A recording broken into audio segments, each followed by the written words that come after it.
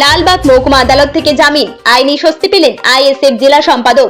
বিতর্কিত মন্তব্য, social media লাইভকে ঘিরে তৈরি হওয়া আইনি জটিলতায় শেষ পর্যন্ত স্বস্তি পেলেন ইন্ডিয়ান সেলুলার ফ্রন্টের এক জেলা নেতৃত্ব। আজ শুক্রবার 6 ফেব্রুয়ারি 2026 লালবাগ মহকুমা আদালত থেকে জামিন পেলেন ওই আদালতেরই এক আইনজীবী তথা আইএসএফ এর মুর্শিদাবাদ জেলা সম্পাদক। ঘটনার সূত্রপাত গত 20 জানুয়ারি মুর্শিদাবাদের রানীগঞ্জ ব্লকের কাশিমনগর বিজিও মোড় এলাকায় আইএসএফ এর এক পথসভা চলাকালীন ভাষণ দিতে গিয়ে এক নেতার বক্তব্য ঘিরে বিতর্ক তৈরি হয়। অভিযোগ, উদাহরণ দিতে গিয়ে করা এক মন্তব্যকে কেন্দ্র করে উত্তেজনা ছড়ায়। সেই সময় সভাটি ফেসবুক লাইভ করা হচ্ছিল, যা পরে সোশ্যাল মিডিয়ায় ভাইরাল হয়ে যায়। এই ঘটনার জেরে ইসলামপুর থানার পক্সো আইনি মামলা রুজু হয়। অভিযুক্ত হিসাবে বক্তা এবং যিনি মোবাইল ফোনে ফেসবুক লাইভ করছিলেন, এই দুজনের নাম উঠে আসে। তদন্তের পর বিষয়টি করায় আদালতে। আজ লালবাগ মহকুমা আদালতের শুনানি শেষে মাননীয় বিচারপতি অভিযুক্তদের মধ্যে একজনকে 5,000 টাকার বেল বন্ডে জামিন মঞ্জুর করে। আদালত চত্বর থেকে বেরোনোর পর আইএসএফ এর মুর্শিদাবাদ জেলা সভাপতি সহ দলের অন্যান্য নেতৃত্বরা ফুলের মালা ও মিষ্টি দিয়ে তাকে বরণ করে নেন।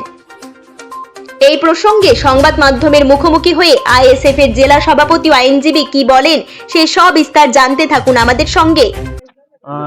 ইসলামপুর থানায় একটি মামলা রুজু হয়। শাহানা পারভিন বলে একজন ভদ্রমহিলা বাদী হয়ে মামলাটা করেন। তো মামলাটার বিষয়বস্তু ছিল যে কাশিমনগরে আইএসএফ এর একটি জনসভা ছিল। জনসভাতে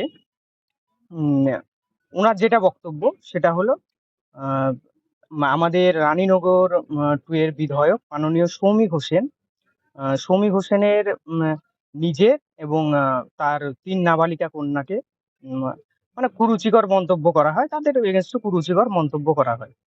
সেই মর্মে একটা মামলা রুজু হয় ভারতীয় দণ্ডবিধি বিএনএস পক্সো ধারা অনুযায়ী এবং সঙ্গে আইটি অ্যাক্টে।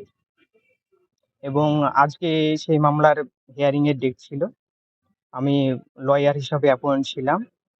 সর্বদলীয় লয়ার হিসাবে আমি মানে জনসাধারণের সবসময় পাশে থাকি, সব দলমত নির্বিশেষে, সেক্ষেত্রে আমি ছিলাম।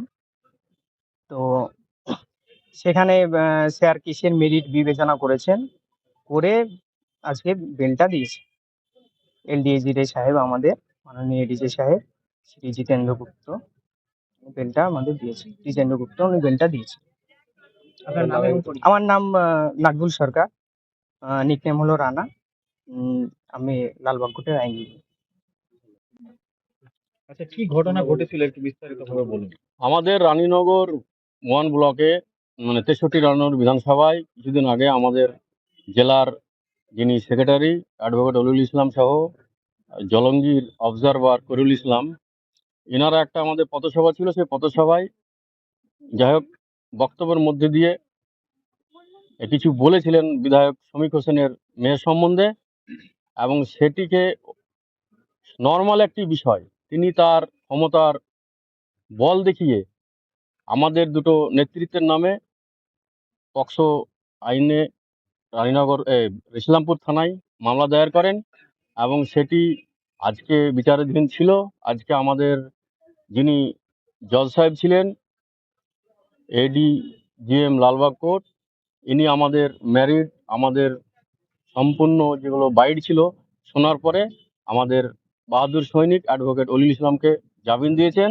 আমাদের এই মমতা সরকার টিএমসি সরকারের যে প্রশাসন, তার উপরে আমাদের কোনো আস্থা ভরসা নেই, কিন্তু কোর্টের উপরে আমাদের আস্থা আছে, এবং কোর্টের আস্থায় আমরা আজকে কোর্টের দ্বারস্থ হয়েছিলাম।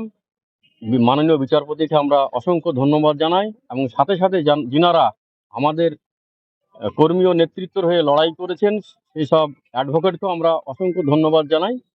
সাথে সাথে এটাও বলবো, আমরা নওশাদ সিদ্দিকীর সৈনিক, আমরা আইএসএফ এর সৈনিক, আমরা এত সহজে দমানো লোক না।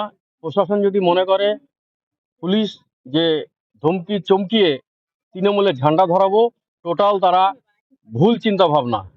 তাদেরকে মনে রাখতে হবে এটা পীরজাদা মোহাম্মদ আব্বাস সিদ্দিকীর সৈনিক, পীরজাদা মোহাম্মদ নওশাদ সিদ্দিকীর সৈনিক। আমরা ভেঙে যাব, কিন্তু কাউরির দাবানতে বা কাউরির ধমকিতে আমরা মচকানোর প্রার্থী বা আইএসএফ এর সৈনিক নয়। আমার নাম হাবিব শেখ, আমি জেলা সভাপতি মুর্শিদাবাদ জেলা ইন্ডিয়ান সেকুলার ফ্রন্ট।